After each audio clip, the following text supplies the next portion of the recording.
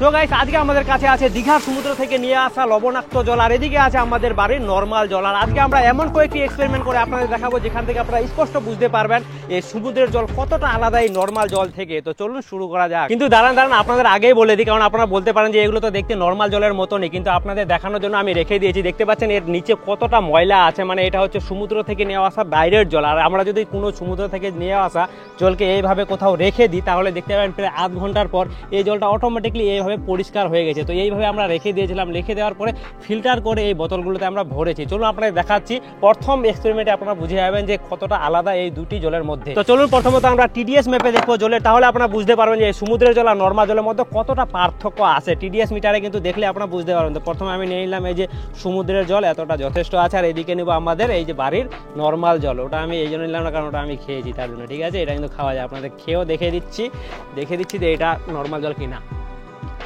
এটা হচ্ছে আমাদের বাড়ির নর্মাল জল, কিন্তু এটা হচ্ছে লবণাক্ত সমুদ্রের জল। আর দেখুন এখানে টিডিএস মিটারে কিন্তু আমাদের 0 দেখাচ্ছে। তো চলুন এখন আমাদের নর্মাল জলে আমরা ডুবাবো, তারপর দেখবো কত দেখায়। তো দেখুন এখানে নর্মাল জলে আমাদের দেখাচ্ছে 211, দেখতে পাচ্ছেন 11 থেকে 19, মানে ধরে নিন 200 ফের 11, 12 এরকম দেখাচ্ছে, মানে 200 থেকে 15-20 মধ্যে আছে। এবার এটা হচ্ছে আমাদের সমুদ্রের জল। তো চলুন এখন সমুদ্রের জলে ডুবাবো আর দেখবো কতটা পার্থক্য দেখায় এই দুইটা জলের মধ্যে। 1 2 3 গাইস, এই যে দেখুন সমুদ্রের জলের দেখাচ্ছে 636, মানে ভাবতে পারেন এটা হচ্ছে 200 মানে 10 থেকে 20-র মধ্যে, আর এটা দেখাতে 636, যেটা খাওয়ার উপযুক্ত না। এবার আমরা পরীক্ষা করবো এই ছোট্ট কোটাটি দিয়ে। তো প্রথমত আমরা কি করব, এখানে আমরা এই নেব সমুদ্রের জল, এটা হচ্ছে লবণাক্ত সমুদ্রের জল।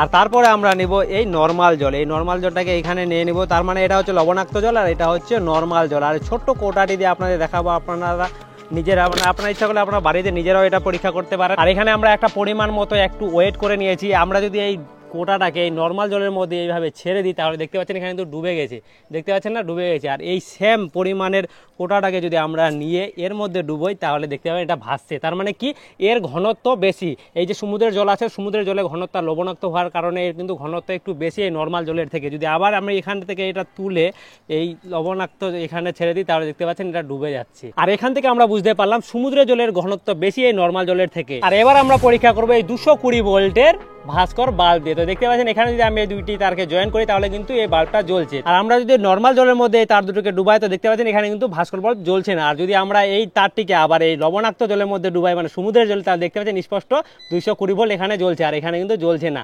তো এই হচ্ছে এক্সপেরিমেন্ট করে আমরা বুঝতে পারলাম যে লবণাক্ত জলের মধ্যে ইলেকট্রিসিটি প্রবাহিত হয়। আর এই এক্সপেরিমেন্টটি করার জন্য নিতে হবে আমাদের এরকম একটি বালতি। আপনারা কালো সাদা যা ইচ্ছা নিতে পারেন। কালো একটু বেশি রোদের মানে তাপ শোষণ করবে এবং তাড়াতাড়ি বাষ্প হবে, তার জন্য নিয়েছি। আর তারপরে এর মধ্যে ঢেলে নিতে হবে এরকম সমস্ত সমুদ্রের জলগুলোকে। আর এরকম জল ঢেলে নিয়ে সমস্ত সমুদ্রের জল এরকম নিতে হবে 2টি বাসন, যে কোনো আপনারা ডিব্বা নিতে পারেন। তারপরে একটিকে এইভাবে উপরে তুলে নিতে হবে আর একটিকে এইভাবে উল্টো করে এর মধ্যে রেখে দিতে হবে। দেখুন এইভাবে রেখে দিতে হবে একটিকে, আর তার উপরে রেখে দিতে হবে একটিতে। এরকম করে জল ভরে, সমুদ্রের জল ভরে এইভাবে রেখে দিতে হবে, ঠিক আছে। রেখে দেওয়ার পরে এর উপরে রাখতে হবে এরকম একটি ছিদ্রযুক্ত যে কোনো পাত্র, আর তারপরে নিতে হবে এরকম একটি গ্লাস। আর তার আগে আপনাদের একটা জিনিস ধ্যান রাখতে হবে যে এই সমস্ত ইউজ করা পাত্রগুলো যেগুলো এখানে ব্যবহার করবেন সেই সমস্ত পাত্রগুলো যেন ভালো করে পরিষ্কার করে নেবেন। না হলে কি হবে যে এর মধ্যে যদি জীবাণু থেকে যায় তাহলে এই ডিসালিনেশন পদ্ধতিটা কিন্তু আপনার কোনো লাভ দিবে না। তো এটা কি করবে, এই পদ্ধতিতে আপনারা যে কোনো লবণাক্ত জলকে বা জীবাণুযুক্ত জলকে আপনারা পানীয় মিষ্টি জলে রূপান্তরিত করতে পারবেন বাড়িতেই এরকম হোমমেড পদ্ধতিতে। তো এর জন্য এইভাবে প্লাস্টিক দিয়ে দিতে হবে যেন এর মধ্যে কোনো জীবাণু বা কোনো নোংরা কোনো কিছু না থাকে। মেনলি এখানে কি হবে, জলীয় বাষ্প থেকে কিন্তু ব্যাকটেরিয়া জীবাণু কিন্তু ভারী হয়, তার জন্য সমস্ত ভারী জিনিসগুলো ব্যাকটেরিয়া জীবাণুগুলো নিচে থেকে যাবে এবং জল বাষ্পভূত হয়ে উপরে আসবে। আর তার ফলে যে এখানে আমরা একটা বুদ্ধি করব, সেই বুদ্ধির ফলে কি হবে যে এখানে জলীয় বাষ্পগুলো ধীরে ধীরে ফোটা ফোটা আকারে এখানে নিচে আমাদের গ্লাসের মধ্যে জমা হবে। আর সেই জলটা তৈরি হবে মিষ্টি জল, যেটি আপনারা খুব সহজেই পান করতে পারবেন, মানে খেতে পারবেন, ঠিক আছে। তো এই হলো আমাদের পদ্ধতি। এইভাবে র্যাপিং ফয়েল আপনারা পারলে কোনো প্লাস্টিক দিয়েও করতে পারেন, যে কোনো সাদা প্লাস্টিক,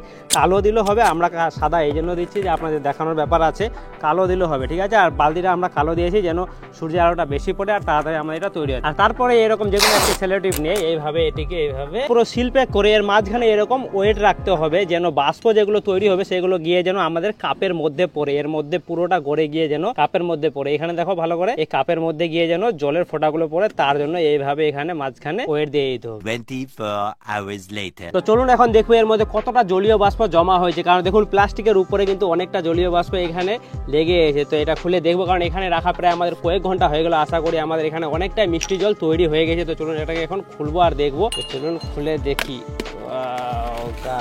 তো দেখতে পাচ্ছেন এখানে অনেকক্ষণ ধরে কিন্তু রেখেছিলাম আর এতটাই জল আমাদের মাত্র জমেছে। তো চলুন এখন এই জলটাকে আমি খাবো আর তারপরে দেখবো যে এটা খাওয়ার উপযুক্ত কি না, কি রকম টেস্ট। মানে এখানে তো প্রথমে লবণাক্ত ছিল সমুদ্রের জল, তো এখন দেখবো খেয়ে কি টেস্ট আসে। আর গাইস এটা খেতে তো একদম নর্মাল জলের মতনই মনে হচ্ছে, লবণাক্ত এরকম কিছু না, কারণ খেতে যেরকম নর্মাল জল হয় সেরকমই হয়। চলুন এখন দেখবো এই গ্লাসের মধ্যে জমা হওয়া জলের টিডিএস আর বালতির মধ্যে রাখা জলের টিডিএস এর মধ্যে কতটা পার্থক্য এসেছে। তো চলুন আপনাদের এই টিডিএস মিটারটা দিয়ে মেপে দেখিয়ে দিই। দেখতে পাচ্ছেন এখানে 0 আছে। আমি যদি এই গ্লাসের মধ্যে জলের টিডিএস মেপে দেখি তাহলে দেখতে পাচ্ছেন এখানে 41 দেখাচ্ছে, মানে 40 41 ঠিক আছে।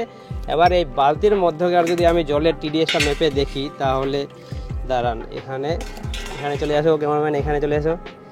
তো দেখুন এখানে দেখাচ্ছে 363, গ্লাসের মধ্যে ছিল মাত্র 41, এটার মধ্যে ছিল 41 আর এখানে দেখাচ্ছে 363, মানে অনেকটাই কিন্তু টিডিএস কমে গেছে। জল যখন বাষ্পভূত হয়ে নিচে আসে এই গ্লাসের মধ্যে কিন্তু অনেকটা টিডিএস কমে গেছে, তার মানে এটা খাওয়ার উপযুক্ত।